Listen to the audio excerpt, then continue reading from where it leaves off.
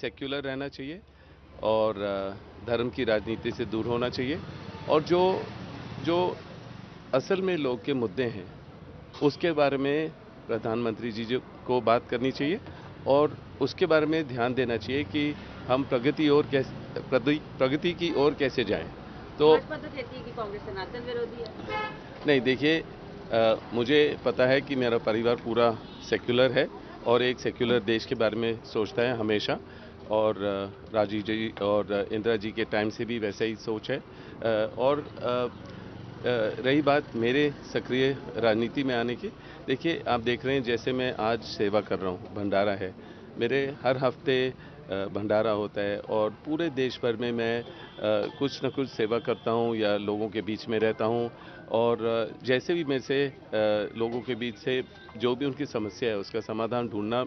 मेरा कर्तव्य है क्योंकि मैं इस गांधी परिवार का सदस्य हूँ और मेरे को बहुत मजबूती मिली है और जब मैंने लोगों के लिए ज़्यादा काम किया है और विकलांग बच्चे हों या अंधे बच्चे हों उनके लिए, तो चाहे मैं राजनीति में हूँ या ना हूँ,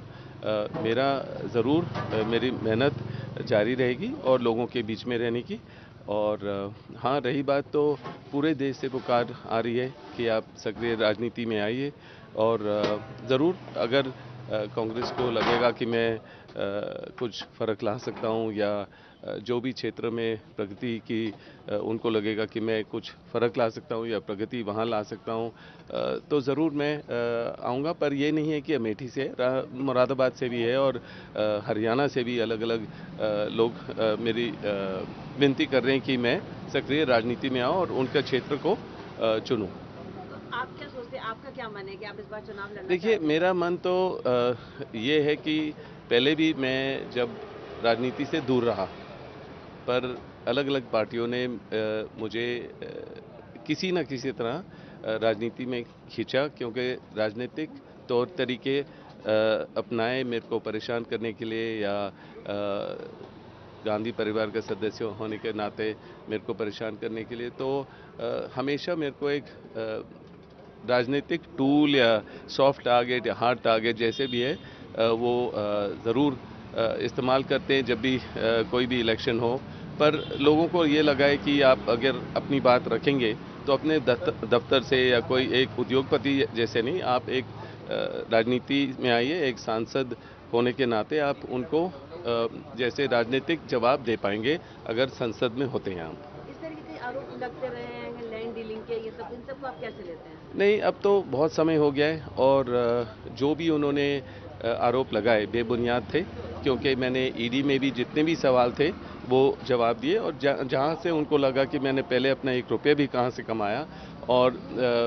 उनको लगा कि मतलब 23,000 डॉक्यूमेंट में दिए उनको और जितने सवाल थे 15 बारी मैं गया हूँ और 15 साल 15 घंटे 12 से 15 घंटे मेरे को वहाँ रोका गया और जितने भी उनके आरोप थे वो बेबुनियाद थे। और आपको दिखेगा कि जब भी इलेक्शन का समय होता है या जो बीजेपी की नाकामियाँ सामने आती हैं तो आपको दिखेगा कि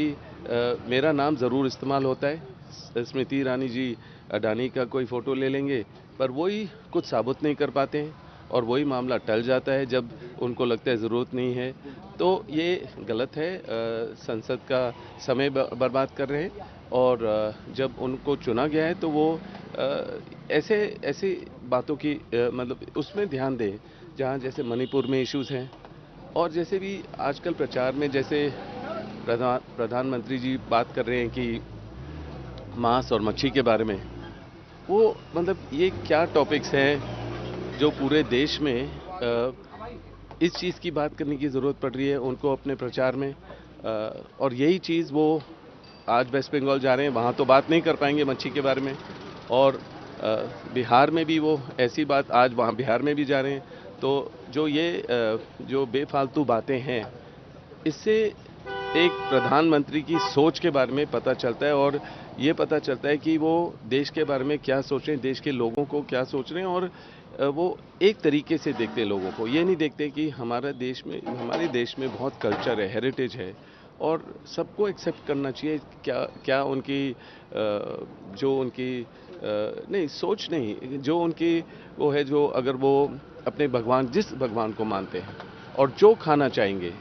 वो फ्री है, डेमोक्रेसी होती है, तो उनको फ्री रहना चाहिए, उनको डेमोक्रेटिक रहना चाहिए। पर वो ये जो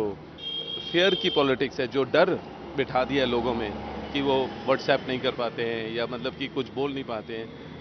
ये चीज़, ये माहौल हमारे देश के लिए प्रगति नहीं लाएगी। लोग छोड़ के जाएंगे जो उद्योगपति हैं, लोग परेशान रहेंगे, तो इस तरीके की राजनीति प्रगति की ओर नहीं जाएगी। ठीक है, लोग अभी मीडिया में कुछ देखते हैं, पर आप लोगों से बात करेंगे रोड पे, आप उनकी बात समझेंगे, आपको लगेगा कि दुख दर्द बहुत है, लोगों में डर है। और जो बांटने की जो राजनीति हो रही है, खाली जब अयोध्या का भी मंदिर पूरा बना भी नहीं है और काफ़ी पुजारी तो गए भी नहीं थे, और ऐसे मुद्दों को इस्तेमाल करना राजनीति के बिल्कुल समय पर 6 महीने पहले या 1 साल बाद कर सकते थे, पर ये सारा दिखाई दे रहा है कि ये राजनीतिक प्रचार है, ऐसे मुद्दे इस्तेमाल करना। और आप देखेंगे कि जो गठबंधन जो बना है वो मतलब बहुत मजबूत बना है, और आप अगर गठबंधन के जो लीडर हैं उनको आप हवालात में बंद करते हैं, और ये चीज़ भी 6 महीने और 1 साल पहले हो सकती थी, पर इन चीज़ों में मैं सहमत नहीं हूँ। और जब मैं जो बोल रहा हूँ, मेरा अनुभव है लोगों के बीच में रहने का, और इसी से मेरा जो सोच है ये सामने है आपके पास। उन्होंने जिस तरीके से, जिस लालच से लोगों को खींचा है, कभी उन्होंने ये सोचा है कि मतलब कि वो लोग परिवार से नहीं आए, उनके परिवार राजनीति में नहीं थे, उनके परिवार राजनीति में थे, वो कांग्रेस में थे, उस टाइम भी उनके पिताजी, उनके माताजी या जैसे भी है उनके परिवार के लोग वो रूल कर, उनके भी संसद में थे।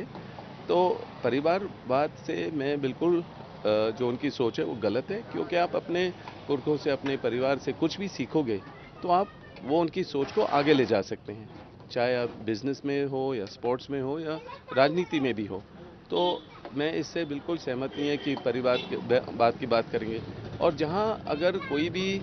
गवर्नमेंट चल रही हो, कहीं भी सरकार चल रही हो, अगर आप उसको तोड़ते हो और मतलब जिस तरीके से लालच करके 6 मंत्रियों को आप तोड़ते हो अपनी तरफ, तो इस तरीके से जो राजनीति है, लोग फिर भी परेशान हैं कि जो सरकार हमने चुनी है, हमने जिसको वोट दिया है, उनको अपने समय तक चलना चाहिए।